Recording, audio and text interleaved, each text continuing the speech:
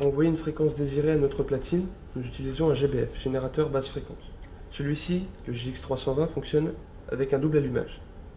On l'allume une première fois ici, puis une seconde fois ici.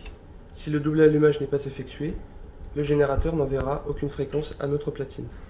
Le double allumage permet de paramétrer notre système en toute sécurité, modifier la fréquence, l'amplitude, puis ensuite d'envoyer notre signal à la platine grâce à ce bouton-là. Pour modifier la fréquence, nous utiliserons le bouton FREQ qui déplace un curseur sous les valeurs numériques de notre fréquence.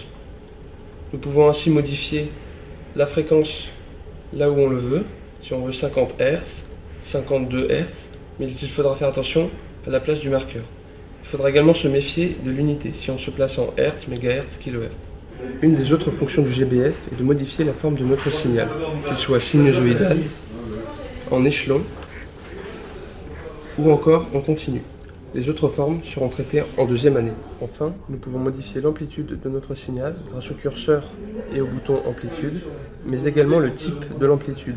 Si l'on maintient le bouton, nous passons en RMS ou alors en pic à pic.